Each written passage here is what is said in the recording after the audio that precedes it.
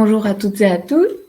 Bienvenue sur ce nouveau webinaire organisé par SimpliCure. On reçoit aujourd'hui Alexia Jadot qui va nous parler de comment on peut utiliser les huiles essentielles pour gérer le stress et le burn-out chez nos patients.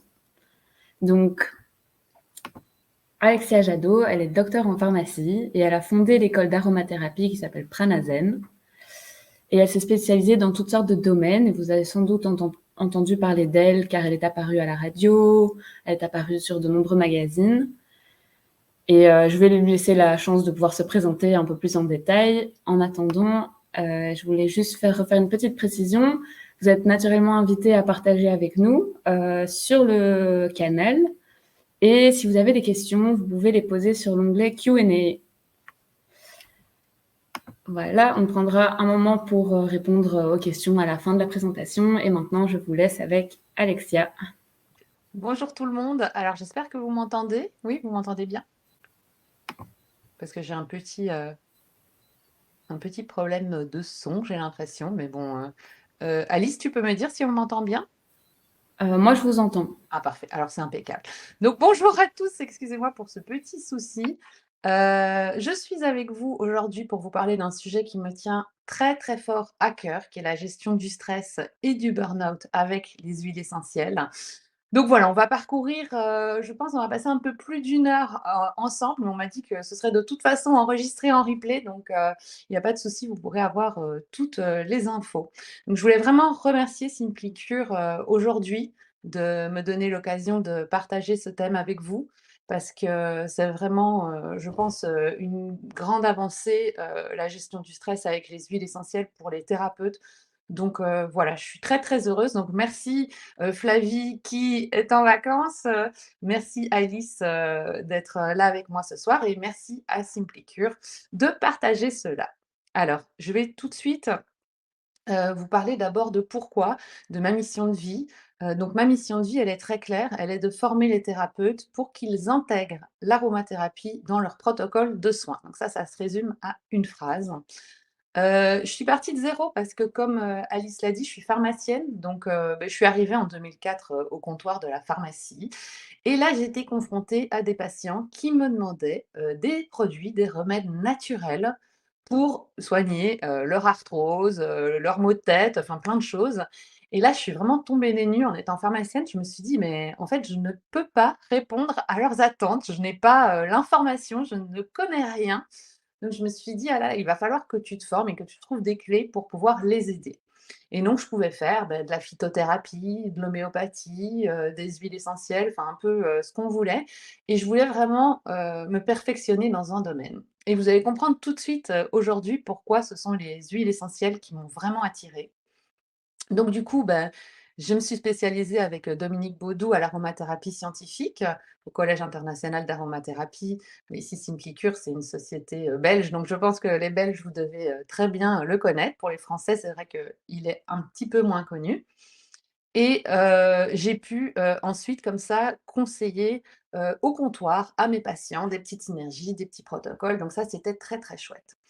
Et puis en 2014, ma maman a été atteinte d'un cancer, du sein et là, je devais mettre en place tous les protocoles que je connaissais, pour l'aider et malheureusement les médecins me l'ont interdit. Donc ils m'ont dit: «Surtout pas les huiles essentielles, vous allez interférer avec les traitements», enfin voilà. Donc moi, avec toutes mes connaissances, j'ai laissé mes huiles essentielles de côté pour me dire: «Bah non, surtout pas» et en fait, vous imaginez bien comment je l'ai vu souffrir, enfin ça a été, assez horrible et sans jamais la soulager avec mes huiles essentielles.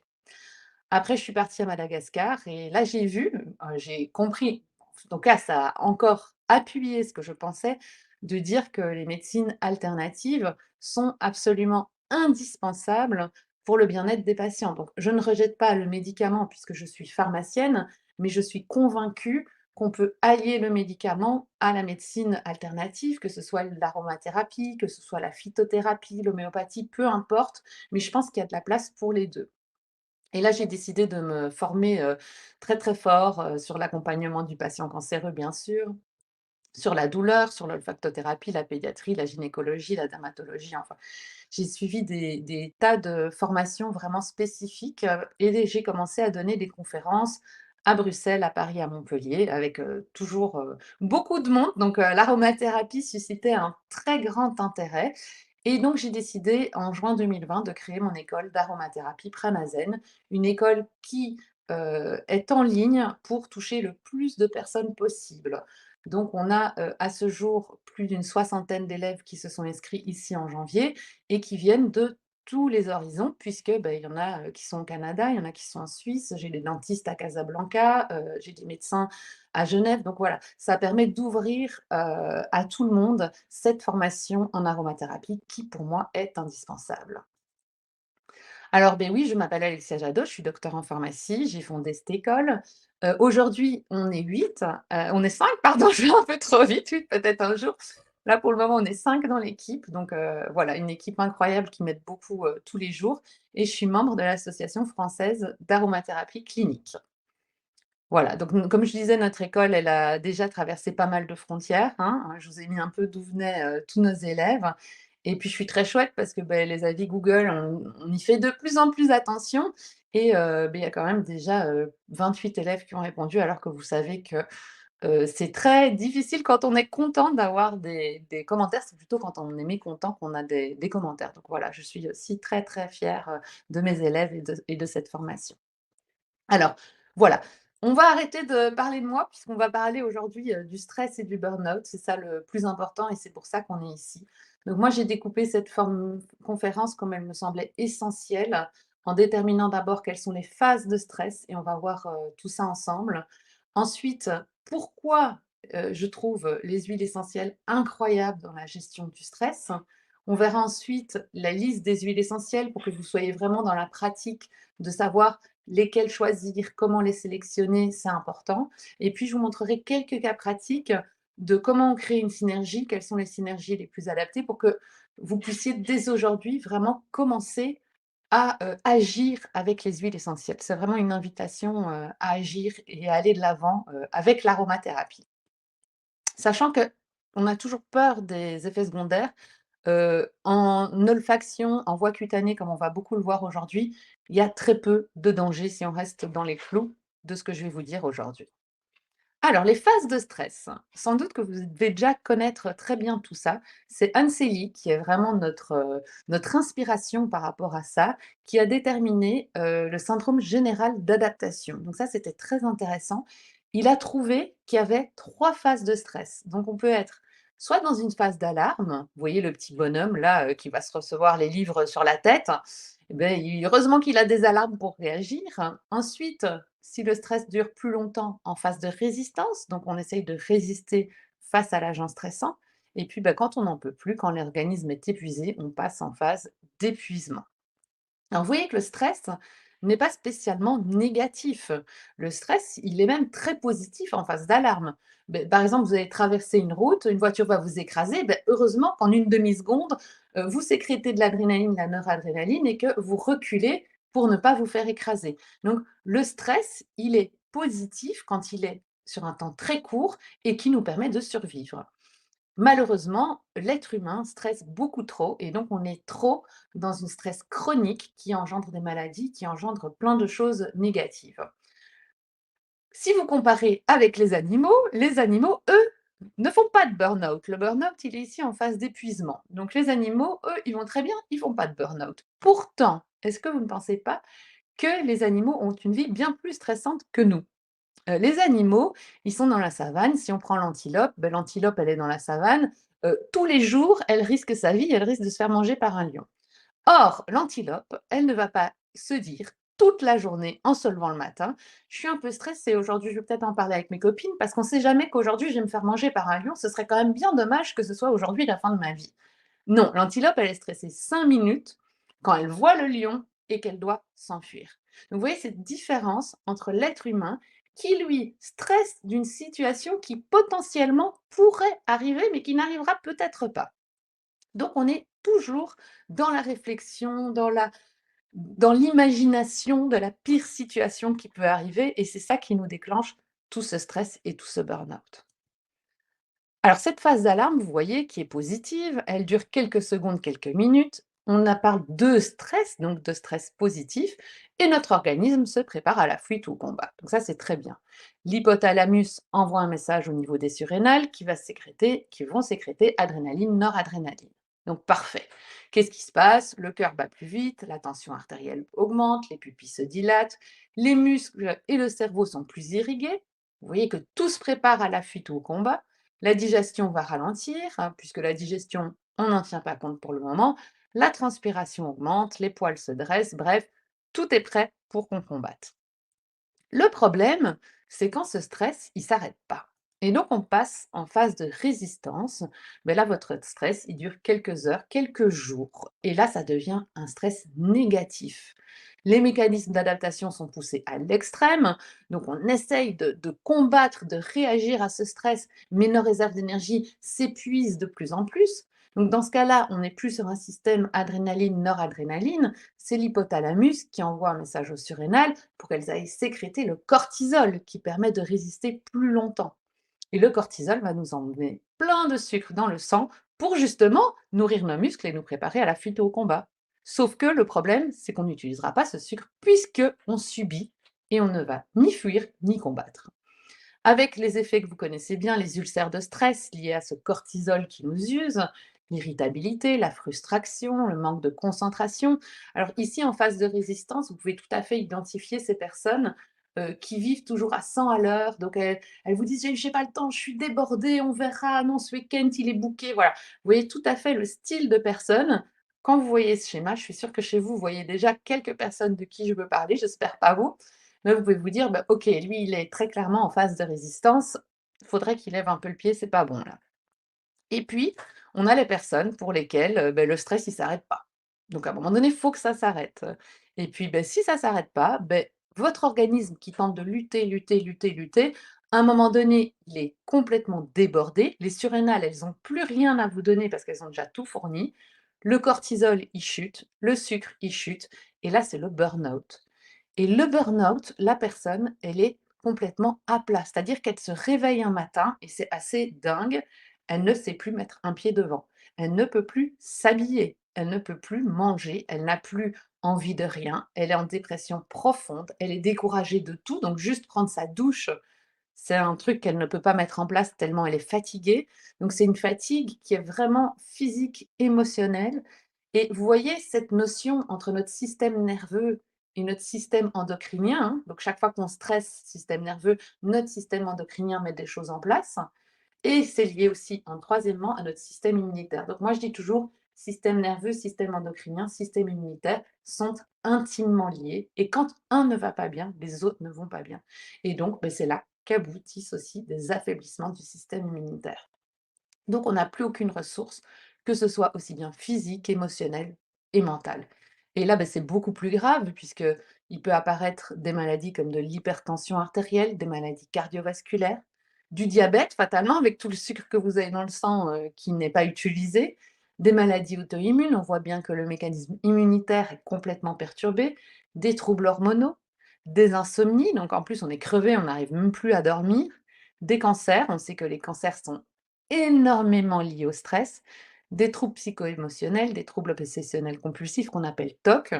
Et là, moi, j'ai un étudiant en médecine qui est maintenant en internat.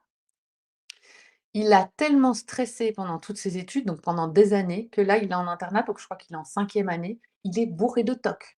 Donc, il a des TOC toute la journée sans arrêt, on ne sait plus l'arrêter. Eh bien, c'est typiquement quelqu'un qui a été soumis à un stress beaucoup trop intense et l'organisme est complètement débordé et commence à faire des choses folles. Donc voilà. C'est important d'établir ces 3 phases de stress parce que ma phase d'alarme, je vais certainement pas agir avec mes huiles essentielles dessus, c'est trop court. Ma phase de résistance, là, je vais aller chercher des huiles essentielles calmantes, apaisantes pour diminuer cette dose de stress. Mais vous comprenez très bien qu'une personne qui est en phase d'épuisement, je ne vais pas aller chercher des huiles essentielles calmantes pour l'enfoncer encore un peu plus dans son lit. Donc là, on va aller essayer de la remonter tout en douceur. Donc c'est vraiment cette notion-là qu'il faut bien comprendre. Alors pourquoi les huiles essentielles dans la gestion du stress? Pour moi, les huiles essentielles sont absolument incroyables sur ce domaine-là, parce que ce sont les seules qui ont une action tridimensionnelle. Donc ça, je vais vous expliquer. Vous ne trouverez pas d'autre remède qui a l'action tridimensionnelle des huiles essentielles. Alors tout d'abord, elles sont matières, elles sont composées de molécules aromatiques volatiles. Alors ça, vous le comprenez tout de suite, ben oui, on sait pertinemment bien quelles molécules se trouvent dans chaque huile essentielle et donc ben, on sait quelles molécules se fixent dans le corps, comment, sur quel récepteur pour produire quel effet. Donc ça, c'est exactement le même principe qu'un médicament, donc il est très facile à comprendre. Ensuite, elles sont énergie, elles possèdent une fréquence vibratoire. Alors là, vous allez me dire, oui, l'énergie, si on y croit. Vous allez voir qu'on n'est pas du tout dans le domaine de la croyance, mais dans le domaine du fait. Et ensuite, information. Et ça, pour la gestion du stress, c'est incroyable. On va s'attarder un peu dessus. Elle passe, l'huile essentielle, elle a la capacité, via l'olfaction, de passer par notre cerveau limbique, qui est le siège des émotions, sans passer par le néocortex, qui est notre cerveau analytique. Et donc, c'est le seul sens qui est capable de court-circuiter notre néocortex. Le néocortex, quand vous respirez de l'huile essentielle de lavande, c'est celui qui va vous dire c'est de l'huile essentielle de lavande. Chouette, on a mis un nom sur l'huile essentielle. Le cerveau limbique, c'est celui qui va vous dire en respirant ah, je me souviens de mes vacances quand j'étais en Provence la dernière fois, dans ce champ de lavande. Même pas, il vous met un nom dessus, il vous met en priorité une sensation. Et c'est via ce cerveau limbique qu'on va aller chercher des peurs, des émotions, des blocages qui sont profondément enfuis. Donc vous voyez, là je vais détailler ces 3 aspects. Il y a aucun autre, pour moi, il n'y a aucune autre thérapie qui vous permet d'aller agir sur ces 3 piliers de l'action et donc avec une puissance qui est, assez incroyable. Donc, on disait que, d'abord, elles sont molécules aromatiques. Si je prends mon huile essentielle de lavande, je sais qu'elle est composée de 30 à 45 de linalol. Donc, vous voyez ici, je vous ai dessiné la molécule de linalol. Chimiquement, on la connaît bien et on sait bien comment elle agit puisqu'elle se fixe en agissant sur les récepteurs GABA-A. Les récepteurs GABA-A, c'est les mêmes sur lesquels vont se fixer les benzodiazépines, donc l'Exomil. Alors désolée, je suis à Montpellier, donc je suis plus empreinte des médicaments français. Je me souviens moins des noms des médicaments belges, mais donc l'Exomil, par exemple, tout ce qui est benzo, je crois que vous avez peut-être Xanax en Belgique, alprazolam.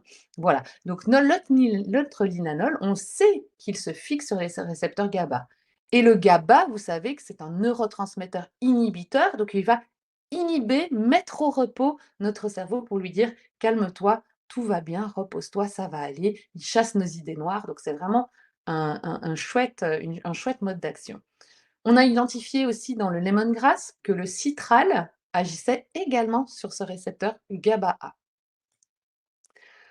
Donc là, je vous ai mis quelques études, enfin quelques résumés d'études. Vous aurez les études un peu plus loin, si vous avez envie de creuser le sujet. Mais donc, vous voyez que déjà en 2005, mais on voyait une diminution de l'anxiété, du stress après inhalation de lavande vraie.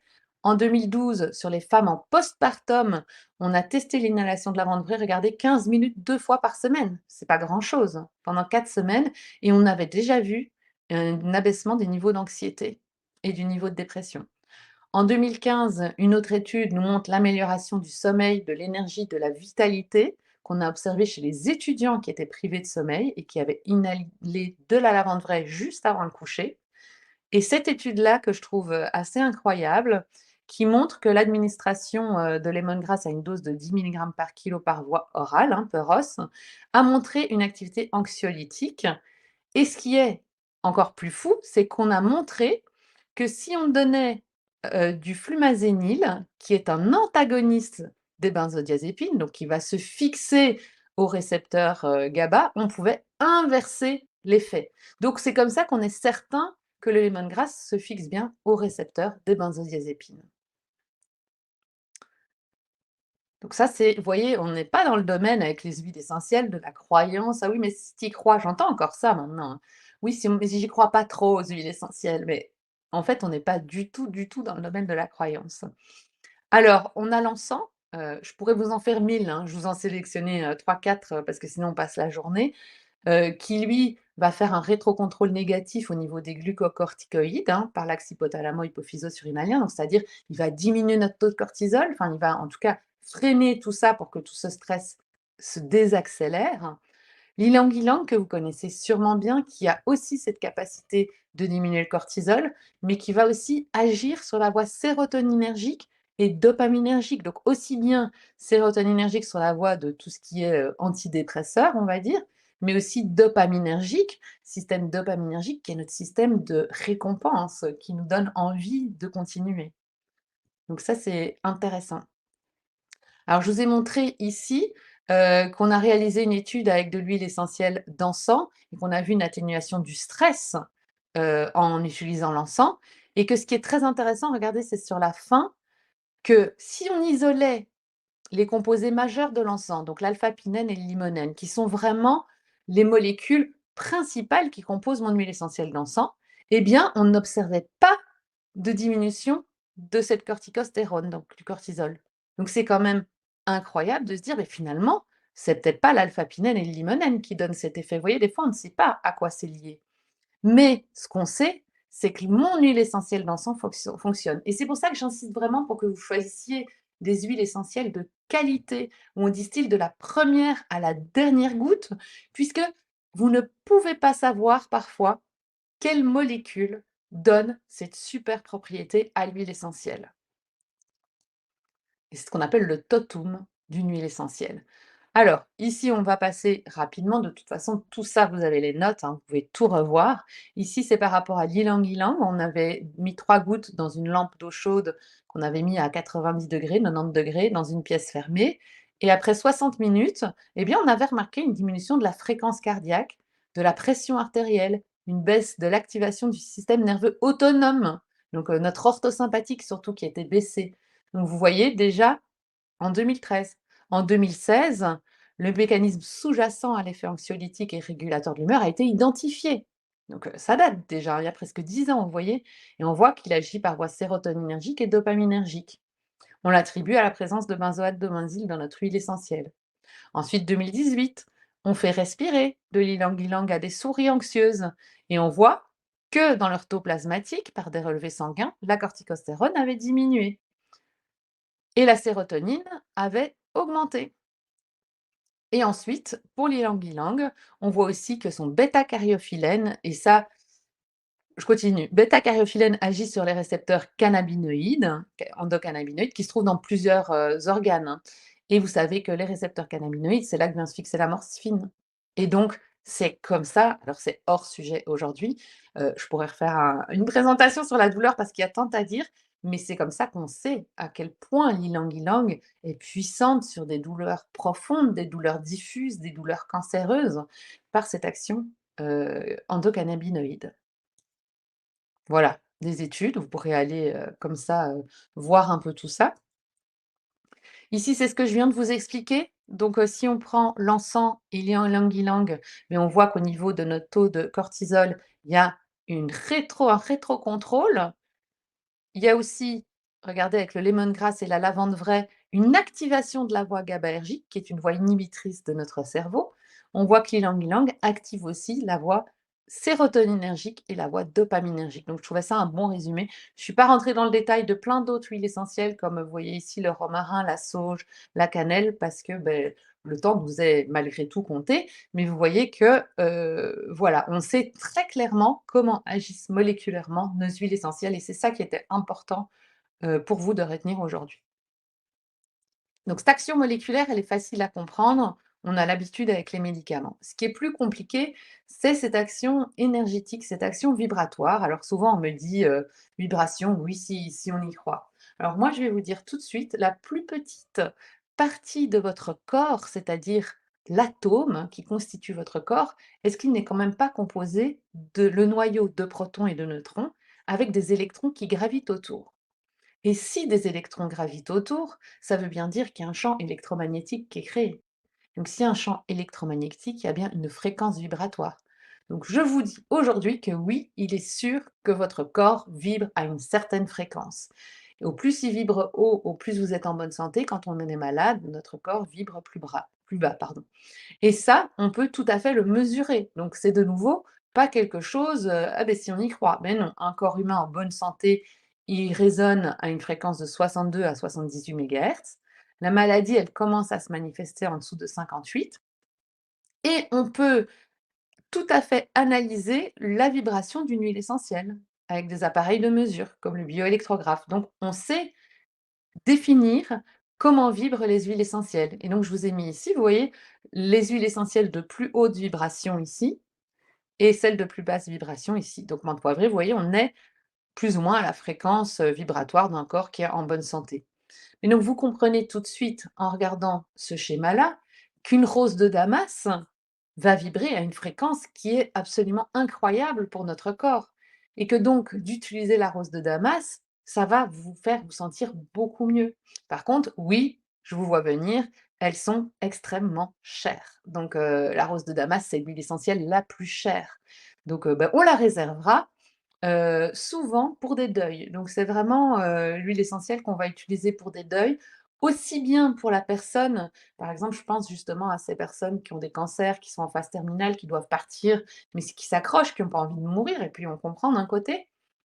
La rose de Damas va vraiment les réconforter, leur faire lâcher prise et leur faire, partir, dans de bonnes conditions. C'est aussi, faire le pardon, à pardonner aux autres, pardonner à soi et tout ça, c'est très positif et puis la rose de Damas, de toute façon, elle va rester avec tous ceux qui restent après la perte d'un être cher pour les réconforter et un peu les envelopper comme si, cet être cher était toujours là.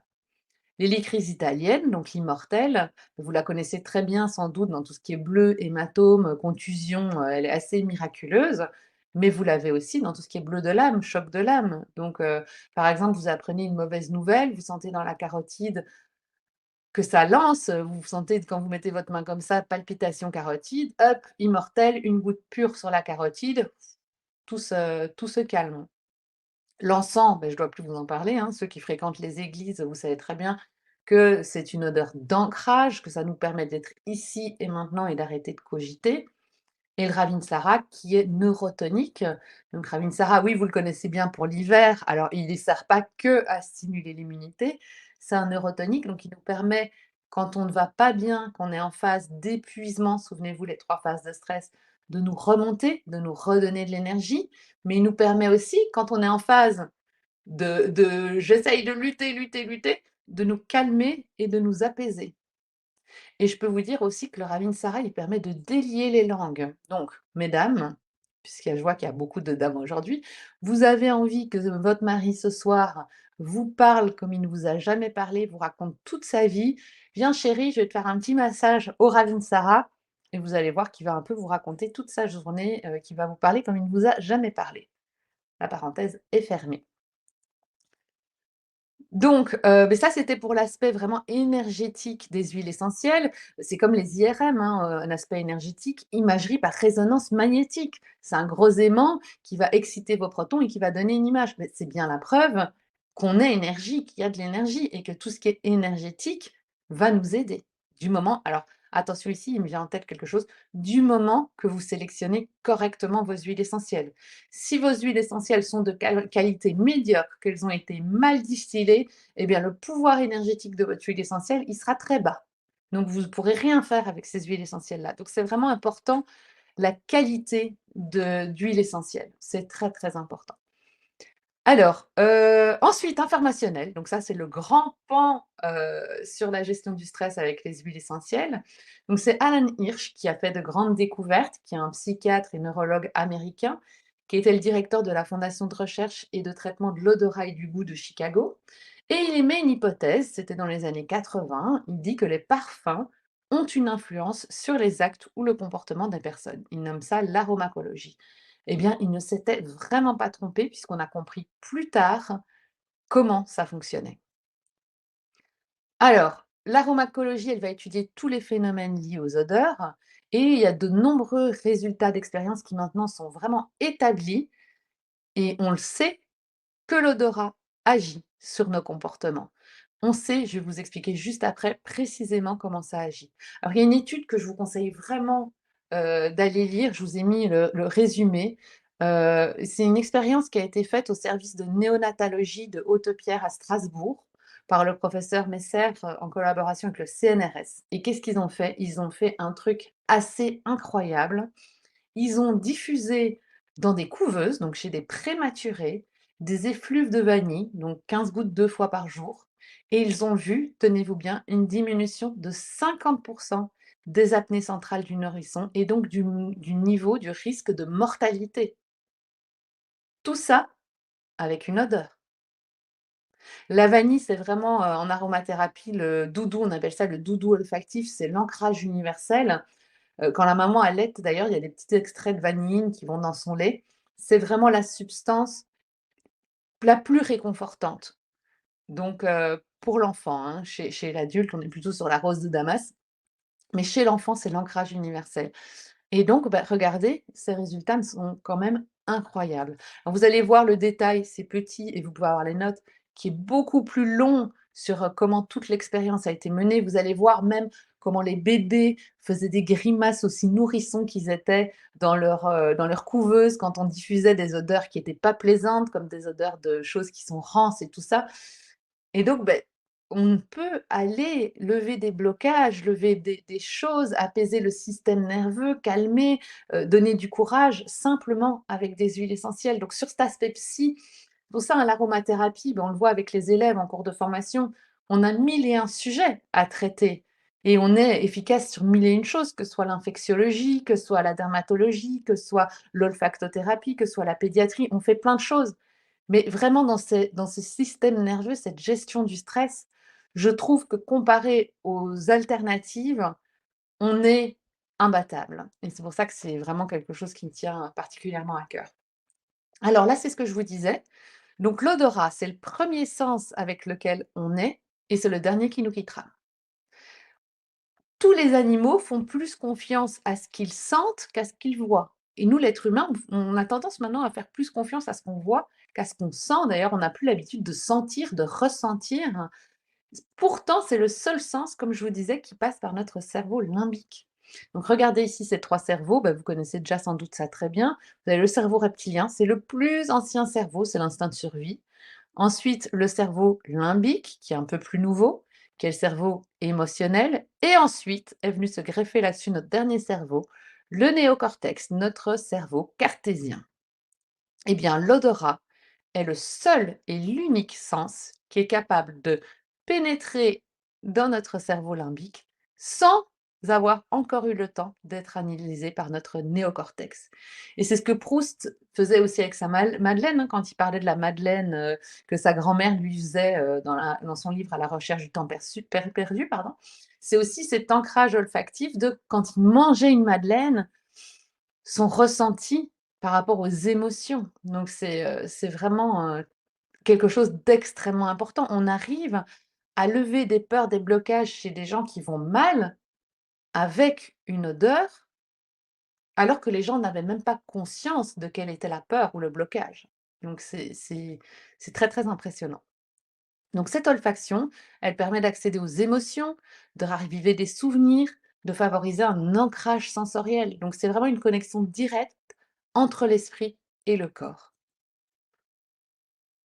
Voilà pour toute notre partie, très théorique, de base, mais je pense que c'était vraiment important pour vous de comprendre pourquoi. Pourquoi les huiles essentielles? Comment agissent les huiles essentielles? Et maintenant, on va aller les sélectionner. Donc, en formation, notre formation, sur 2 ans, mais bien sûr, les élèves doivent apprendre ce qu'on appelle les familles biochimiques. Je ne vous demande pas évidemment de prêter attention à ça aujourd'hui, mais nous, on les classe en famille parce que quand on va faire nos synergies aromatiques que vous allez voir plus tard, on va aller chercher 2-3 huiles essentielles, mais vous voyez, dans une famille biochimique différente. Donc, par exemple, je vais mettre une lavande vraie avec une mandarine et peut-être une huile citronnée. Ça ne sert à rien d'aller mettre une lavande vraie avec un petit grain de bigarade et une camomille. Ils font partie de ce qu'on appelle la même famille biochimique, donc ils agissent en suivant des voies qui sont très similaires. Donc, ça que je voulais vous montrer ici, si vous réalisez vos synergies, allez chercher dans une famille biochimique différente. Les monoterpènes, ils regroupent à la fois les citrus, qui sont tous mes agrumes que vous voyez ici, mais aussi des pinènes, qui sont tous mes conifères. Je n'ai pas noté mes pinènes ici, mes conifères, puisqu'ils sont, eux, très tonifiants. Donc, si je veux des huiles essentielles calmantes, apaisantes, eh bien, vous voyez, je vais aller chercher de la lavande vraie, du petit grain de bigarade, de la camomille noble, de l'ylang-ylang, de la mandarine si je vais chercher mes monoterpènes, de la bergamote, de l'orange douce, de l'orange amère, du yuzu, du pamplemousse. Si je vais chercher mes aldéhydes terpéniques, de l'eucalyptus citronné, de la lycée citronné, de la verveine citronnée, du lemongrass, de la mélisse. Mes sesquiterpènes, mes huiles essentielles d'ancrage profondes qui me feront être ici et maintenant, ma myrrhe, mon encens, ma pruche du Canada, mon patchouli, mon bois de santal, mon angélique, angélique dans tout ce qui est cauchemar beaucoup, mon vétiver, mon ylang-ylang, vous avez vu? Ylang-ylang, il est aussi bien dans les sesquiterpènes que dans les esters, il contient les deux, donc très puissant. Mon basilic sacré qui est très ancrage. Mes alcools terpéniques calmants, comme le néroli. Alors, je vois néroli, vous vous souvenez, on a vu petit grain bigarade, orange amer, et maintenant on voit néroli. Est-ce que vous saviez qu'on parle du même arbre? Donc, c'est pour ça que dans vos huiles essentielles, quand vous achetez, c'est très important de voir quelle est la partie de la plante qui est distillée. Parce que, par exemple, ici, c'est de l'oranger amer qu'on a distillé, l'arbre. Mais si je distille les feuilles, j'aurai le petit grain bigarade. Si je distille mon fruit, vous voyez, orange amer, le zeste de mon fruit, j'aurai de l'orange amer. Et si je distille ma fleur, j'aurai l'huile essentielle de néroli. Qui, évidemment, ma fleur, si je prends de l'huile essentielle de néroli, n'a pas du tout le même prix que mon huile essentielle d'orange amer. Donc vous comprenez tout de suite qu'on va en avoir besoin de beaucoup plus et qu'elles sont beaucoup plus rares, qu'elles sont beaucoup plus légères et que donc mon prix ne sera pas du tout pareil. Je ferme de nouveau la parenthèse. Alors, ma marjolaine à coquille, en aromathérapie, je l'appelle mon millepertuis aromatique, donc c'est la même efficacité. Donc, millepertuis que vous utilisez en phyto pour tout ce qui va être dépression, sauf que moi, j'ai pas d'interaction médicamenteuse. Le Ravinsara, comme je vous ai dit, qui me calme quand il faut, mais qui me tonifie quand il le faut. Ma lavande vraie, souvenez-vous, avec son linalol, qui est bien un alcool terpénique. Ma rose de Damas, dont on a bien parlé. Alors regardez, tonifiant, ma marjolaine à coquille, mon Ravinsara, ma rose de Damas. Donc elles ne sont pas incroyables, ces huiles essentielles. Vous connaissez la plante adaptogène? Eh bien maintenant, je vous parle d'huile essentielle adaptogène. Donc quand on n'est pas bien, quand on est à plat, elle nous tonifie pour nous donner du courage d'aller de l'avant. Et si jamais je suis trop stressée, elles me calment, elles me donnent de la douceur, elles me font me reposer. La puissance de la nature et l'intelligence de la nature. Et regardez, c'est ici que je vais retrouver mes conifères, mon pin, mon épinette, qui eux sont toniques. Alors ici, la marjolaine, la coquille, le ravinsara, la rose de Namas, elles agissent directement au niveau du cerveau. Mais mes conifères ici, pin, épinette, vont agir au niveau de mes surrénales. Et comment elles agissent au niveau de mes surrénales? Exactement comme on en a parlé en phase de résistance, elles vont aller doucement faire ressortir le cortisol. Donc vous voyez qu'une personne dont on a parlé en phase d'épuisement, qui n'a plus de cortisol, qui est à plat, qui ne sait plus prendre sa douche, qui ne sait plus mettre un pied devant, et on va aller lui conseiller d'aller prendre un petit peu d'épinette si c'est une femme, qui a une connotation plutôt féminine, pain si c'est un homme, et d'aller le diluer dans une huile végétale pour aller masser ses surrénales, tout en douceur. On va revenir dessus, vous allez voir dans les exemples. Donc là, ce qu'on fait avec les élèves, on pose les bases. Donc on se dit, je suis dans la gestion du stress, de quoi j'ai besoin? J'ai besoin, comme on vient de le voir, d'huile essentielle calmante si je suis en phase de résistance et d'huile essentielle tonique si je suis en phase d'épuisement. Ça, on les a cités, on les a listés. Donc on a tout ce qu'il faut devant nous. Maintenant, on va aller créer nos synergies. Donc là, bien sûr, vous n'êtes pas formé à l'aromathérapie, donc c'est compliqué pour vous. Je vais vous expliquer les synergies et je vais vous expliquer pourquoi elles sont efficaces et comment elles fonctionnent. Alors, tout d'abord, le stress, donc c'est la base. Après, on verra les angoisses. Angoisses, vous allez voir, on monte d'un cran avec nos huiles essentielles. Donc le stress, je vais aller chercher mes huiles essentielles qui sont assez légères. Donc dans ce qui est léger, ce qui est doux, j'ai mon petit grain bigarade, ma lavande vraie, mon yuzu, ma mandarine, mon orange douce, ma bergamote, mon lemongrass, mon ravinsara. Alors faites attention que tout ce qui est agrumes, mandarine, orange douce, bergamote, est photosensibilisant. Donc je ne vais pas aller en mettre sur mes poignets et aller m'exposer au soleil. Et je ne vais pas non plus en avaler une goutte et aller m'exposer au soleil. Donc ça, c'est important de le savoir. Le yuzu, petit citron japonais que vous voyez sur la photo, lui n'est pas photosensibilisant. Pourquoi? Parce que tous les agrumes, hein, en fait, on leur dit que c'est des huiles essentielles, mais ce ne sont pas véritablement des huiles essentielles parce qu'il n'y a pas d'entraînement des molécules aromatiques à la vapeur d'eau. C'est le principe de base pour obtenir une huile essentielle. Ici, mes agrumes, qu'est-ce qu'on fait? On pèle le zeste, on l'écrase dans une presse, on récolte un jus et on appelle ça à tort une huile essentielle. Mais ce n'est pas véritablement une huile essentielle. C'est pour ça que vous voyez parfois essence, parce que l'essence, ben, c'est avant transformation par vapeur d'eau, donc on récolte bien une essence. Par abus de langage, vous inquiétez pas, on appelle tout ça des huiles essentielles. Mais mon yuzu, mon petit citron japonais, il a énormément de zeste. Et donc celui-là, je peux le distiller. Et en le distillant à la vapeur d'eau, mais mes coumarines, qui sont mes molécules photosensibilisantes, restent, ne sont pas entraînées, et donc je n'ai pas de photosensibilité. Une synergie qui marche très très bien, c'est cette synergie-là avec la mandarine et le petit grain bigarade. On dit en aromathérapie que 30 gouttes égale 1 millilitre. Donc, vous voyez, ici, on a une synergie 2 millilitres d'huile essentielle, 8 millilitres d'huile végétale, donc une synergie à 20%. Alors, par rapport au dosage, c'est ça que vous allez me dire. Dans tout ce qui est gestion du stress et du burn-out, vous pouvez faire de sacrées économies puisqu'il n'y a pas besoin de les utiliser purs. Alors, on peut si on veut, mais aucun intérêt. Donc, généralement, vous prenez un flacon de 10 millilitres, par exemple, roller, hein, c'est bien avec un petit roller au bout. 10 millilitres, je veux faire une solution, on va dire à 10%, ben, je mets 1 millilitre d'huile essentielle, 9 millilitres d'huile végétale. Et je vais aller mettre sur les poignets, je vais vous montrer. Bon, là, ce sera pur, hein, j'ai un flacon d'huile essentielle pure. Et vous le diluez. Hop, je mets une goutte sur mon poignet. À l'arrière, voilà. Ensuite, poignet contre poignet. Pourquoi?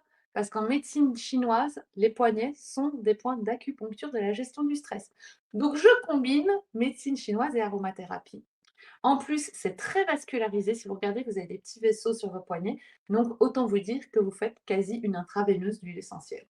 Et puis, bien sûr, je vais activer mon cerveau limbique. Donc, je vais placer mes mains en cathédrale et pratiquer 3 longues et profondes inspirations. Et je vais faire comme ça. Ça, c'en est une. Vous le faites 3 fois et vous allez voir au niveau du stress comment ça diminue en un coup. Alors pourquoi je choisis mon huile végétale de noyau d'abricot? C'est parce que c'est une huile essentielle et c'est une huile végétale, pardon, qui n'a pas d'odeur. Moi, je n'ai pas envie d'aller mettre une huile végétale qui a une odeur d'amande, ou de noisette quand, je suis en train de respirer, ma rose de Damas ou ma camomille, c'est un peu dommage d'interférer. Donc c'est pour ça qu'en aromathérapie, nous, quand on fait de l'olfaction, c'est souvent le noyau d'abricot qui est choisi. On monte d'un cran, on a compris le stress. Ah non, il y a encore la diffusion. Alors la diffusion, les bonnes pratiques de diffusion, parce que j'entends beaucoup de bêtises, c'est vous avez un diffuseur, on diffuse 15 minutes. Ça ne sert à rien de diffuser plus, votre pièce est saturée en molécules aromatiques après 15 minutes.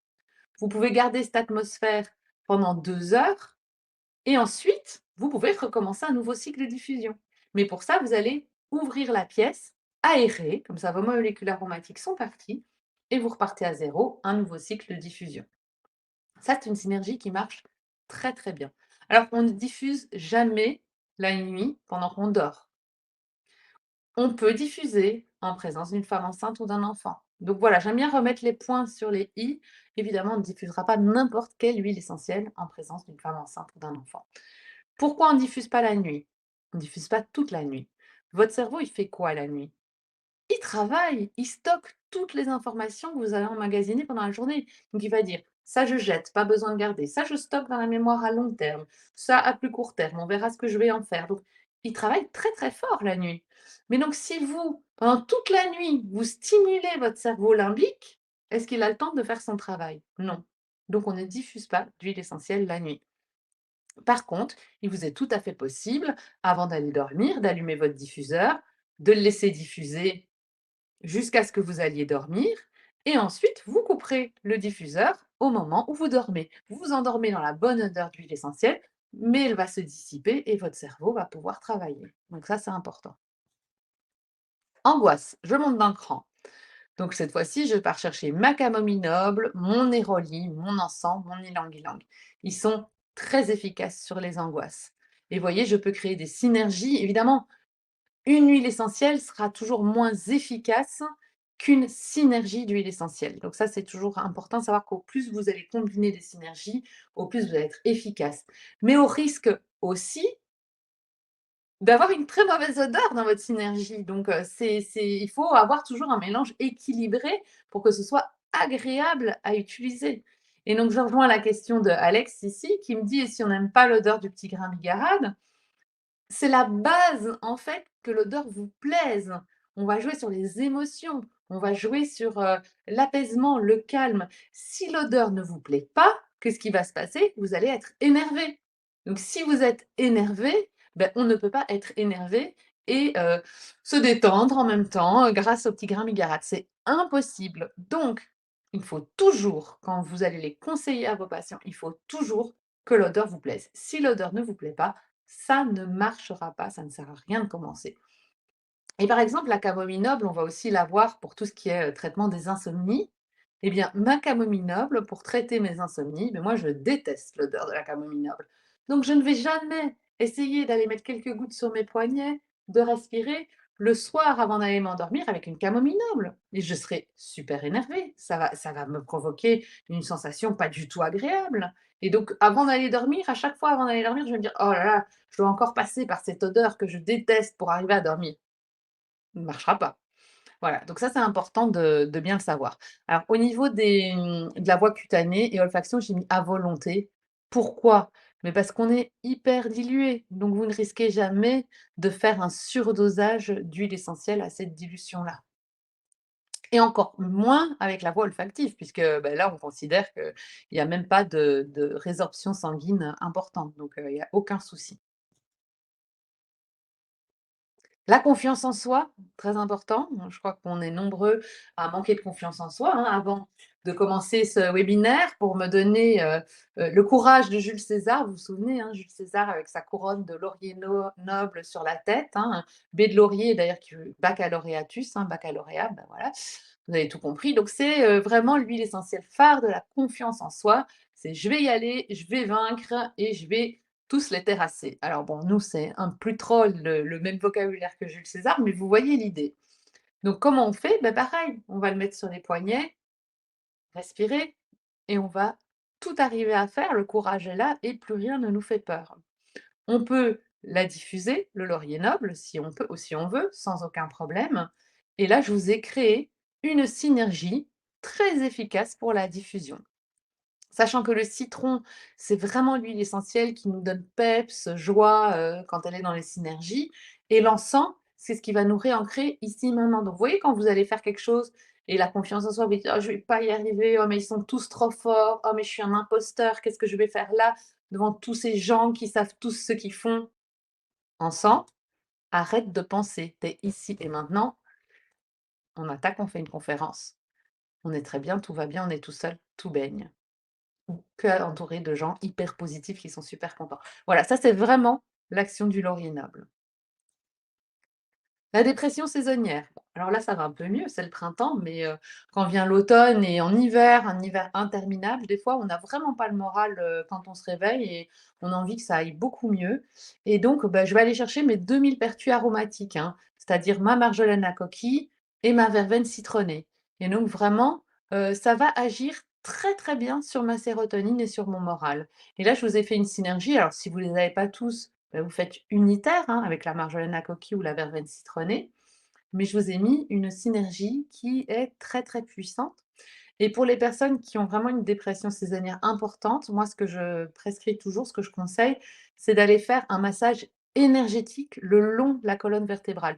Vous savez que quels sont les points réflexes dans la gestion du stress? Donc on a les poignets, on a la plante des pieds, on a le plexus solaire, là, je le mets un peu ici précisément, où tous les nerfs se rejoignent et on a de part et d'autre de la colonne vertébrale, ça s'appelle la gouttière paravertébrale et en médecine chinoise, on dit que c'est vraiment le méridien gouverneur, qu'il faut qu'il soit stable et bien aligné pour qu'on aille bien et donc nous, on va aller le restabiliser, le réaligner en faisant vraiment un massage avec cette synergie, mais très énergétique le long de la colonne vertébrale et on le fait 2 fois par jour et vous allez voir que le patient ira beaucoup, beaucoup mieux.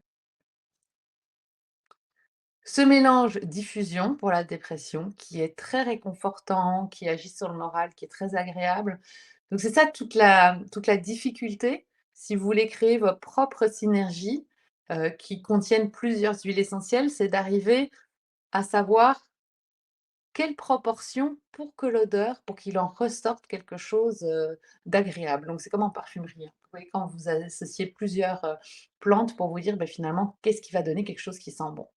Donc parfois c'est plus simple de suivre ce qui a déjà été testé parce que c'est déjà validé. La dépression hormonale, ici j'ai pas encore vu d'homme avec nous aujourd'hui, donc on est entre femmes. Donc cette dépression hormonale, vous savez, au moment où il y a la chute des œstrogènes, il n'y a plus rien qui va, on n'a plus le moral, on a mal de tête, on n'a plus envie de voir du monde, on a envie d'être dans notre petit cocon, qu'on nous laisse tranquille et surtout qu'on ne stimule plus. Eh bien, vous avez ces huiles essentielles qui vont vous aider et bien sûr la principale, la sauge sclarée. La sauge sclarée, elle est là depuis la nuit des temps pour nous aider à avancer. C'est l'huile essentielle de la femme et de la féminité, donc c'est maintenant qu'il faut l'utiliser. Alors vous allez me dire: «Oui, mais attention aux personnes qui ont eu des cancers œstrogène-dépendants». Donc on n'en est plus là, c'est tout à fait faux. Donc vous pouvez dès maintenant dire à tous ceux qui vous disent: «L'huile essentielle de sauge clarée est contre-indiquée», non, c'est plus du tout le cas. J'ai des dizaines, vingtaines d'études à vous donner si vous voulez. N'hésitez pas à me contacter si vous voulez, les avoir. La sauge clarée n'agit pas du tout en mimant l'effet des œstrogènes, elle agit par voie sérotoninergique, donc elle augmente le taux de sérotonine. Mais bien sûr, quand vous augmentez le taux de sérotonine, beh, vous avez une diminution des bouffées de chaleur puisque la sérotonine régule le thermomètre corporel, vous avez une amélioration de l'humeur, du moral, donc bien sûr, on a pensé que ça agissait en se fixant aux œstrogènes et d'ailleurs on avait dit comme la sauge clarée est contre-indiquée en cas de cancer œstrogène-indépendant, toutes les autres huiles essentielles qui contiennent des molécules de la même famille sont contre-indiquées. Et en fait, on s'est trompé sur tout. Donc maintenant, on redit le cèdre de l'Atlas est OK, le cyprès est OK, enfin plein, tout ce qui découlait de la sauge clarée, ben, on est revenu sur tout. Finalement, il ne nous reste qu'une classe, c'est la classe qui contient de l'anétol, donc qui a un goût anisé, comme le fenouil doux ou l'anis étoilé, pour lequel on sait très bien qu'ils agissent en se fixant un récepteur aux oestrogènes. Mais pour le reste, il y a plus aucune contre-indication. Donc vous voyez cette pauvre femme qui, qui ne peut plus utiliser aucune huile essentielle parce qu'elle a fait un cancer du sein, ben maintenant c'est plus du tout le cas. On sait que, beh, il y a peut-être 3 huiles essentielles qu'elle ne peut pas utiliser. Donc voilà, on a fait beaucoup de lumière là-dessus, donc ça je trouve que c'est très bien. Et évidemment, on va diffuser ça, en voie cutanée, au niveau des voies réflexes, mais aussi au niveau du bas-ventre, puisque c'est aussi là que se trouve, tout notre système hormonal au niveau de notre utérus et à respirer à volonté. La concentration, donc ça, c'est quelque chose de très important, la mémoire et la concentration. Il y a une nouvelle étude qui est sortie, qui a été faite sur le romarin à cinéole par rapport à la maladie d'Alzheimer. Alors bon, on va pas dire ce qui n'est pas dit, on va jamais guérir la maladie d'Alzheimer, mais par rapport à un groupe qui n'avait pas respiré romarin à cinéole et un groupe qui avait respiré, on a vu qu'il y avait une diminution du déclin cognitif, donc ça allait mieux chez les personnes qui avaient respiré le romarin à cinéole.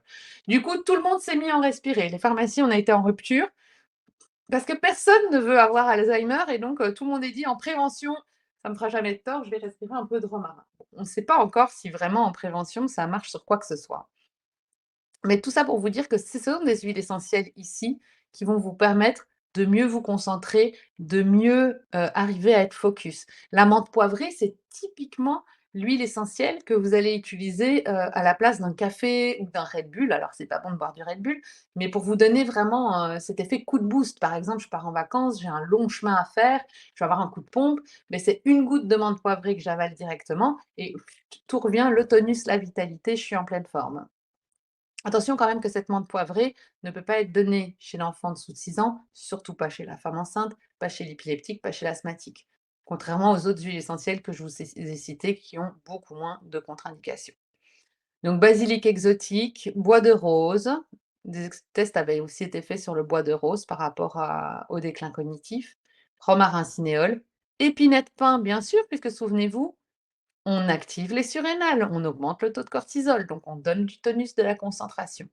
Donc avec une petite synergie ici, que vous pouvez appliquer par voie cutanée. Donc on dira toujours voie cutanée, au moins les poignets, hein, et puis on respire. Après, on peut faire le plexus solaire en plus, la plante des pieds en plus. Enfin, là, ça demande plus de temps devant soi, mais au moins les poignets.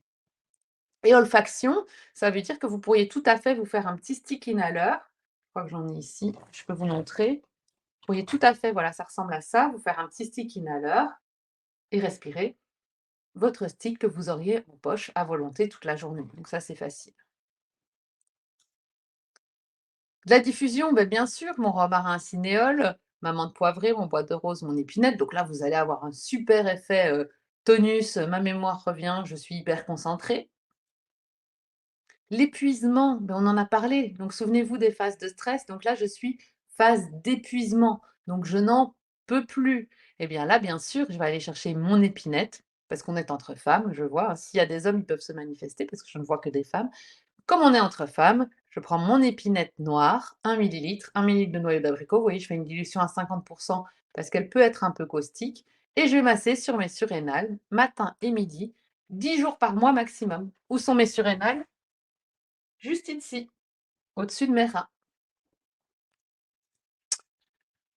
Ma diffusion, menthe des champs, citron, épinette. Donc là, très très chouette, anti-épuisement. Les insomnies, ben, on en a parlé avec mon huile essentielle de camomille noble, mon encens, ma mandarine. Alors, ben, moi, je déteste la camomille noble, donc vous voyez, je vais plutôt aller vers un encens. Et même moi, j'adore la mandarine, donc encens, mandarine. Je vais mélanger les deux. J'ai mon huile essentielle d'ancrage et j'ai ma mandarine qui est calmante, apaisante. La synergie la plus efficace, c'est celle-là, mais je déteste la camomille. Vous voyez, donc c'est très important que vous soyez attentif à vos patients, à qui vous avez en face de vous, que vous leur disiez: «Mais la camomille, c'est une odeur qui vous plaît?» «Ah non, je déteste la camomille». Pas la peine d'aller la chercher. La lavande, vous aimez? «Ah, j'adore la lavande». Ah ben voilà, c'est des petites, astuces qu'il faut toujours avoir. Et là, beh, comme je vous le disais, on va aller le diffuser dans la chambre 30 minutes avant le coucher et je coupe mon diffuseur en allant dormir.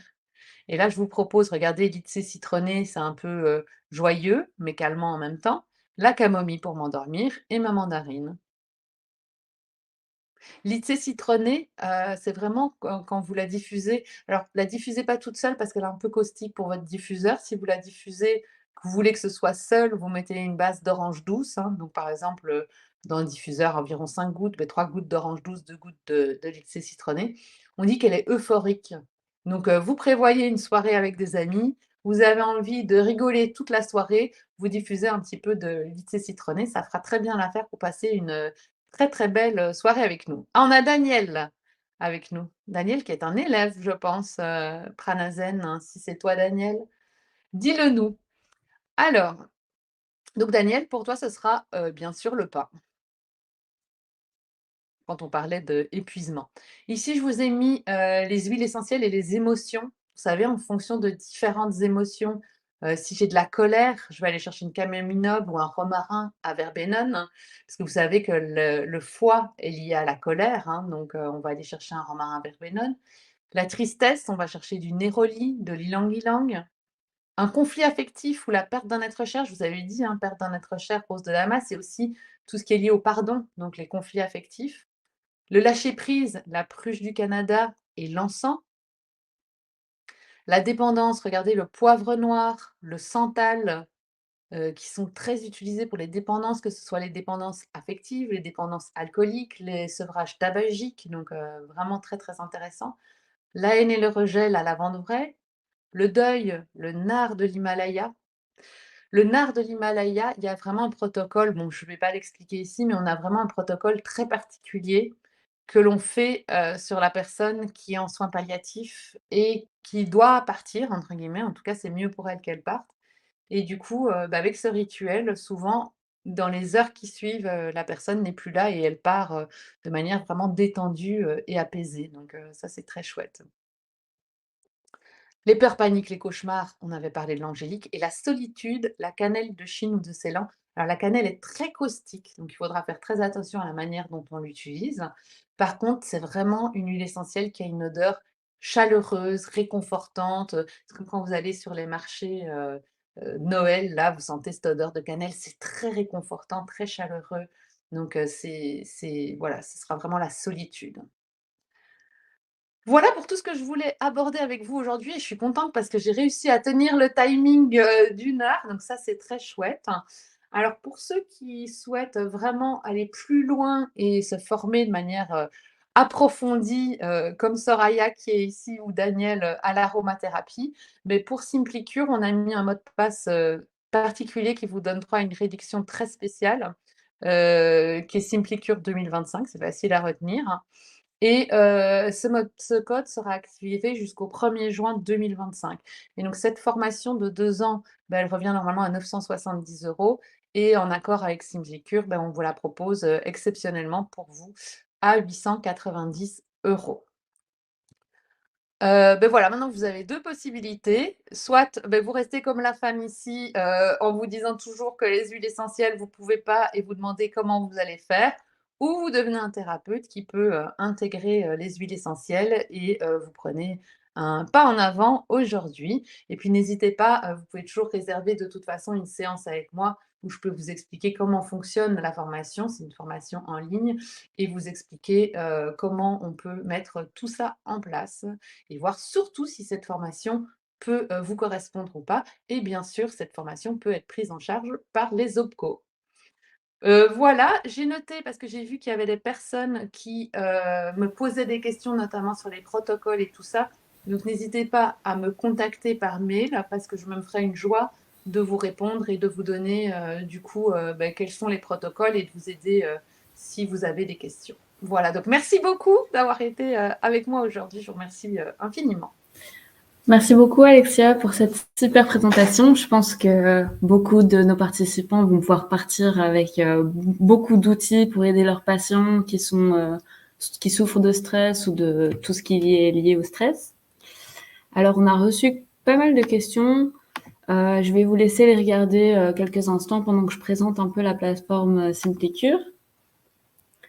Donc en fait, pour ceux qui ne connaissent pas encore, Simplicure, c'est un outil qui va vraiment permettre de simplifier votre vie en tant que professionnel de santé et donc de vous accompagner dans les recommandations en compléments alimentaires que vous voulez faire à vos patients. Donc, on regroupe plus de 150 laboratoires et aujourd'hui, on a plus de 2700 produits différents sur la plateforme. Et en fait, ça vous permet donc ça permet de vraiment regrouper tous ces différents produits pour que vous puissiez faire un panier personnalisé à vos patients sans que votre patient doive passer par 5 sites différents pour acheter des produits différents. Et donc, vous pouvez lui faire un panier avec vos recommandations, avec les dosages que vous voulez ajuster en fonction des cas que vous avez. Et vous avez juste à envoyer ce panier à votre patient qui, lui, aura juste à acheter le panier et il se fera livrer chez lui. Et donc, en fait, ça simplifie la vie de vous en tant que professionnel de santé et de votre patient. Et vous verrez ainsi une meilleure compliance de la part de votre patient, ce qui finalement est le but afin de pouvoir vraiment l'aider dans son traitement. Simplicure propose aussi des avantages exclusifs pour vous et pour vos patients. Et Simplicure, c'est une plateforme qui est 100% gratuite et qui le restera, car le but, c'est vraiment de pouvoir vous aider au mieux dans l'accompagnement de vos patients. Je vais vous envoyer, donc pour ceux qui ne sont pas encore inscrits sur Simplicure, je vous envoie un petit lien afin que vous puissiez vous inscrire sur la plateforme et ensuite un de mes collègues pourra vous contacter pour vous faire une démonstration de comment fonctionne le site. N'hésitez pas aussi à vous inscrire pour les prochains webinaires. Donc, parmi les prochains webinaires, on a le 22 mai, le professeur Wagner qui va venir parler des soins de support intégratifs en cancérologie et en douleurs chroniques. Donc, Alexa, je ne sais pas si vous avez eu l'occasion de regarder un peu les questions. Oui. Donc, j'ai d'abord une question de Manuela qui me dit peut-on aider les personnes souffrant des jambes sans repos avec les huiles essentielles? Alors, les jambes sans repos, c'est très complexe et ça touche effectivement la sphère nerveuse. On utilisera des huiles essentielles calmantes, apaisantes au choix, pour autant que l'odeur plaise, et on associera à ça un protocole de gémothérapie. Alors, vous savez, dans l'école, on fait aussi bien l'aroma que la gémo. Donc, les élèves ont l'habitude que je passe sur aroma gémo. Et en fait, le protocole qui donne vraiment d'excellents résultats, ce sont 5 gouttes de figuier le matin, 5 gouttes de figuier le midi, 5 gouttes de figuier à 4 heures et 5 gouttes de tilleul le soir. Et on met ce protocole en place 3 semaines sur 4 avec des résultats qui sont vraiment très, très surprenants. Alors, ça ne marche pas, ça ne fonctionne pas chez tout le monde, mais je dirais que chez la moitié des personnes, c'est efficace, ce qui est déjà très intéressant quand on sait quelles sont les autres alternatives médicamenteuses d'antiparkinsoniens qu'on propose à ces personnes avec des effets secondaires qui sont assez embêtants. Donc voilà, même s'il n'y a qu'une chance sur deux que ça fonctionne, on le met en place parce que si elle a cette chance, ce sera vraiment super, super. Ensuite, je vois comment utiliser l'aromathérapie si on souffre d'anosmie. Alors, si c'est la question, est-ce que quand on parle d'olfaction, les huiles essentielles fonctionnent? Oui, même si on souffre d'anosmie, les huiles essentielles vont être efficaces. D'accord? Donc ça, on l'a vu. On a vu dans le sang, quand on mettait dans un champ de lavande les quantités de molécules qu'il y avait dans le sang. Donc elles sont suffisamment efficaces pour avoir un effet. Donc l'anosmie ne nous empêche pas d'utiliser les huiles essentielles. Si c'est quel est le protocole suite au Covid et tout ça pour arriver à retrouver l'odorat, ça c'est autre chose. Et dans ce cas-là, il faudra m'envoyer un mail pour que je vous dise quels sont les protocoles. Ensuite, Isabelle qui nous demande quelle est la durée de vie optimale des huiles essentielles. Alors là, je vais vous faire gagner beaucoup d'argent parce que pour peu que vous les ayez conservées à l'abri de la chaleur, à l'abri de la lumière, en dessous de 25 degrés, vos huiles essentielles conservent à vie. Donc, il ne faut jamais jeter vos huiles essentielles. Vous allez voir une date de péremption sur l'emballage. En fait, la communauté européenne nous oblige, quand quelque chose ne périme pas, entre guillemets, de noter 5 ans. Donc même sur votre tube de granules homéopathique, il sera noté 5 ans. C'est simplement que c'est obligatoire, mais même votre homéopathie, quand vous la retrouvez 30 ans après, elle n'a pas bougé. Exception faite sur les agrumes, puisque souvenez-vous, ce ne sont pas véritablement des huiles essentielles, mais des essences. Et donc ceux-là vont périmer au bout de 2-3 ans, je dirais, s'ils ont été conservés correctement, mais vous le voyez tout de suite parce que quand vous mettez des gouttes sur la peau, c'est comme s'il y avait 2 phases, c'est vraiment très spécial.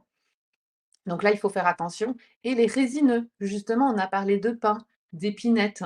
Ce sont des conifères, donc il y a beaucoup de résine, ça s'oxyde facilement. Et donc là, pareil, quand vous allez les sentir ou les faire couler simplement, vous allez voir que ça coule tout visqueux, c'est plus du tout l'huile essentielle que c'était avant. Pour le reste, vous avez une camomille noble, un ravinsara, un patchouli, un encens, vous gardez. Surtout que le patchouli, on peut même dire qu'il bonifie avec le temps. Donc le patchouli, c'est au plus longtemps vous allez le garder, au meilleur il sera. Donc vraiment, ne jetez pas vos huiles essentielles. Et comment on peut savoir si c'est une bonne huile essentielle? Là, vous allez devoir aller faire vos recherches parce qu'il y a beaucoup de mauvaises huiles essentielles sur le marché. Il y en a aussi beaucoup de très bonnes. Donc moi, je suis proche de distillateurs, hein, bien sûr, parce que j'habite dans le sud, donc c'est facile. Nous, on a de très bons distillateurs qui envoient partout en France, en Belgique, partout. Et vous allez devoir vous renseigner. Je pense que sur la plateforme Simplicure, vous en avez quelques-uns, des petits distillateurs, si je me souviens bien. Ce serait à regarder Ouais, dans les j'en avais vu. Après, c'est à vous de vous renseigner, quelles sont les méthodes de distillation? Est-ce qu'ils vous laissent des chromatographies pour analyser la qualité de vos huiles essentielles? Est-ce qu'ils font une analyse de pesticides, de métaux lourds? Est-ce que votre huile essentielle est bien bio? Pour moi, c'est indispensable qu'elle soit bio, puisque, si elle n'est pas bio, il peut y avoir des pesticides. Donc, est-ce que vous avez envie de vous mettre des huiles essentielles? Vous savez, c'est tout le problème qu'on a eu avec la lavande vraie, où on a voulu l'interdire complètement en disant perturbateur endocrinien. Et en fait, on s'est rendu compte qu'au final, c'était les pesticides qui étaient dans l'huile essentielle de lavande vraie, parce que vous allez tout retrouver, c'est soluble dans le gras, donc vous allez tout retrouver dans l'huile essentielle, qui étaient de véritables perturbateurs endocriniens. Et heureusement, la lavande vraie a été mise hors de cause. Mais voilà, bio, moi, ça me semble aussi indispensable. Donc là, vous allez devoir vous renseigner. Quand on achète une huile essentielle, il faut se renseigner sur le laboratoire, comment ils distillent. Au mieux, si vous pouvez, vous assister à une distillation pour voir comment ils le font. Est-ce qu'ils vont bien de la première à la dernière goutte? J'ai une société qui m'a contactée parce qu'évidemment, je suis fort démarchée par les sociétés d'huile essentielle qui m'ont dit: «Ah nous, on vous vend une menthe poivrée qui ne contient plus de menthone», qui est le produit justement qui empêche de l'utiliser chez la femme enceinte, chez l'enfant. J'ai dit: «Mais alors si vous n'avez plus de menthone, vous n'avez pas distillé jusqu'au bout?» «Non, non, on a arrêté juste avant que la menthone sorte». Mais qui me dit qu'il y a pas des centaines d'autres molécules qui m'intéressent qui sont plus dedans? Donc ça, c'est au revoir. Quand cette société m'a dit ça, c'est bye bye, non, je peux pas. Donc voilà, après, c'est vous qui devez faire votre recherche pour savoir analyser les bons laboratoires, surtout que les huiles essentielles, là, ça a vraiment le vent en poupe. On en demande de plus en plus, on en consomme de plus en plus, et donc il y a un business à faire. Et donc, qui dit business dit souvent derrière, souvent des mauvaises pratiques aussi. Donc, il faut faire très attention. Alors, après, voilà, moi je regarde le flacon, Nora, si ça peut aider. Moi, il me faut le nom latin sur une huile essentielle, il me faut un numéro de lot, il me faut l'organe de la plante qui a été distillé, et il me faut la date de péremption. Enfin, déjà, si j'ai pas ça, s'il est pas dans un flacon en verre foncé, pour moi, ça, c'est le strict minimum. Donc si un de ces critères n'est déjà pas présent, je n'y vais pas déjà. Alors, pour faire des astuces, nous demande Fleur, pour faire respirer des huiles essentielles à des personnes âgées. Si la personne âgée, elle sait encore tenir un stick inhaler, on va lui mettre son petit stick inhaler en poche et lui dire de le prendre. Après, si c'est des personnes âgées qui souffrent d'Alzheimer et tout, qui ne savent plus, on va aller faire de la diffusion. On va les diffuser, comme on a vu les bonnes pratiques de diffusion.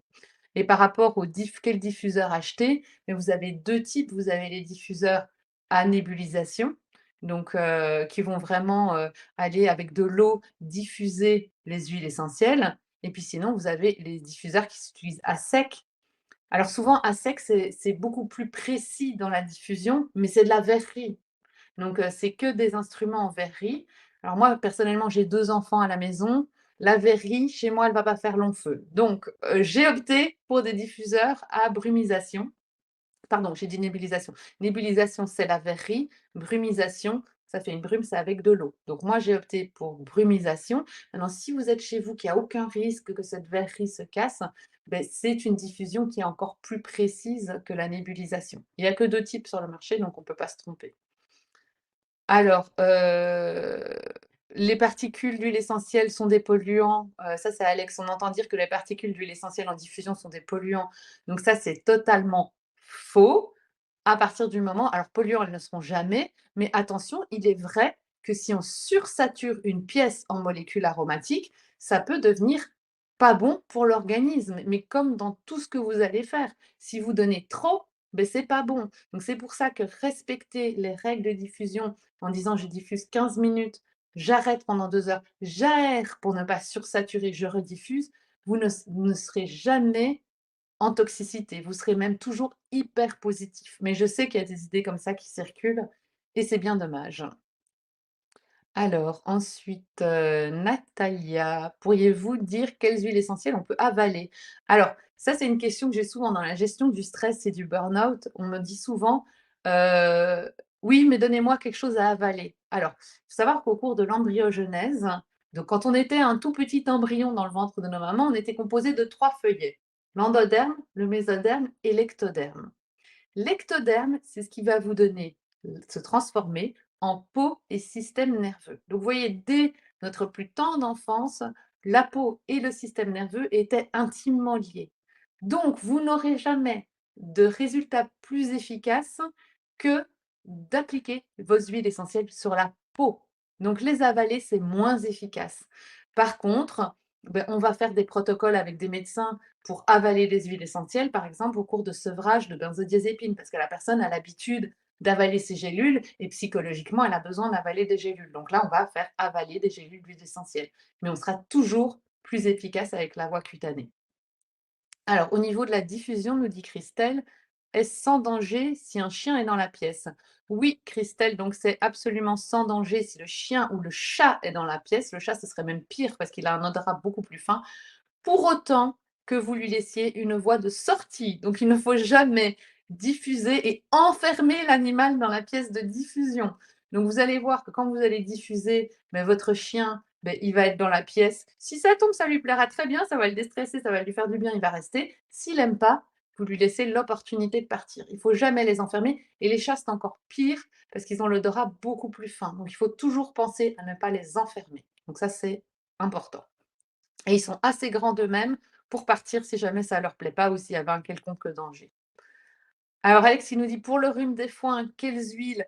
Alors là, Alex, je te proposerais d'aller revoir sur ma chaîne YouTube pranazen.eu rhume des foins. Tu tapes et tu vas avoir toutes les conférences sur le rhume des foins parce que je pense que si je repars sur le rhume des foins, on est reparti pour 1 heure parce que c'est pas possible de le dire en 2 minutes. Donc n'hésite pas à aller voir la chaîne YouTube, tu vas trouver toutes les infos ou même le blog pranazen.eu. Le rhume des foins y est traité, surtout que c'est la période, donc je crois qu'il y a même des nouveaux articles qui sont sortis. Alors pour Élise, prise en charge par les OPCO, oui, ça c'est Élise, sans doute tu es française, parce qu'en France, on peut avoir la formation qui est prise en charge, donc bien sûr que la formation peut être prise en charge par les OPCO. Donc ça, n'hésite pas à revenir vers moi si ça m'intéresse. Alors Nathalie, est-il possible de proposer les huiles essentielles conseillées pour l'épuisement à une maman qui allaite encore? Heu Moi, j'aime pas trop, conseiller les huiles essentielles. Après, je te dirais, ça dépendra vraiment de comment elle me dit qu'elle allaite. Tu vois? Par exemple, si elle me dit: «Ah bah, maintenant j'allaite plus qu'une fois le matin, une fois le soir», je vais lui dire: «Beh, vous allez masser les surrénales le matin juste après la tétée». Mais si elle me dit: «Bah, j'allaite encore 8 à 10 fois par jour, le bébé il a, je sais pas moi 2 semaines», j'irai pas lui conseiller. Donc non, je le ferai pas. Alors Muriel, l'épinette noire est-elle recommandée en cas de burn-out très sévère? Alors là, tu vois Muriel, ça, le burn-out très sévère, ça demande vraiment l'avis d'un médecin. Donc on peut pas, le burn-out sévère, il peut mener à la tentative de suicide. Donc on peut pas dire: «Bah, tiens, je vais prendre en charge un burn-out très sévère en, simplement, massant de l'épinette noire le matin sur les surrénales». Là, tu vois, j'ai donné des pistes. Je pense que si la personne souffre d'un burn-out très sévère, il faut tout un suivi psychologique qui soit autour et que ce soit assez structuré. Et donc, beh, oui, on va le faire en accord avec le médecin qui va intégrer ça dans un protocole de soins complet et non pas, tout seul. Et Alexandra, y a-t-il des contre-indications pour des personnes asthmatiques? Alors l'asthmatique, tout ce qui est très fluidifiant sera contre-indiqué. Donc ce serait dans notre cas ici, qu'on a décrit la menthe poivrée, qu'on ne va surtout pas lui donner. Pour les autres huiles essentielles qu'on a citées ici, on ne sait pas. C'est-à-dire que la personne asthmatique, elle peut toujours déclencher une crise d'asthme à n'importe quelle huile essentielle ou à n'importe quelle odeur, vous mettez un parfum, il y a une asthmatique à côté de vous, il peut déclencher une crise d'asthme. Donc on ne sait jamais. Donc on fera toujours très attention. Après, j'ai une élève qui a fini maintenant, qui est certifiée, qui est nutrithérapeute et qui est asthmatique et qui a testé, du coup, bah, sur elle pas mal d'huiles essentielles, en ayant un bon retour, donc pas de problème. Mais on marche sur des œufs avec l'asthmatique. Donc avec l'asthmatique, on y va vraiment à tâtons, on fait très attention, on n'est jamais à l'abri que même une lavande toute douce, puisse déclencher une crise d'asthme, alors que chez d'autres asthmatiques, pas du tout.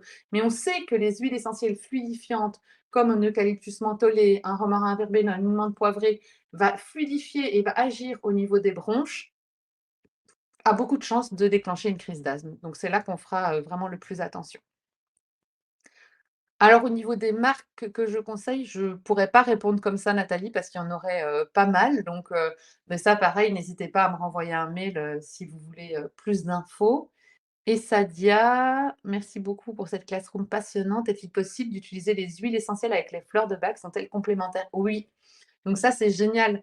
C'est que moi j'adore associer plusieurs thérapies pour augmenter l'efficacité. C'est comme la question tout à l'heure par rapport aux jambes sans repos, mais je sais très bien que pour les jambes sans repos, mon meilleur résultat sera de la gémeaux avec des huiles essentielles. Et donc, enfin, ces thérapies sont toujours hyper complémentaires. On sait qu'avec les fleurs de bac, mais on va aller vraiment chercher une émotion précise si on sélectionne correctement la fleur de bac. On sait qu'avec l'huile essentielle, mais on va aller chercher un large éventail, voire complètement calmer, mais toute la sphère sans lier vraiment à une émotion précise. Donc c'est tout à fait complémentaire et j'encourage même à complémenter. Et si je complémentais en gémeaux, puisque la gémeaux, c'est aussi la base, ce serait le bourgeon de figuier qui est notre antistress principal. Je pense que j'ai répondu à toutes les questions, Alice. Oui, merci beaucoup Alexa, c'était très complet et vous avez vraiment pris le temps de répondre à toutes les questions. Donc, merci beaucoup pour cette présentation. Bah, avec plaisir. Et merci à tout le monde d'être venu et d'avoir participé jusqu'au bout.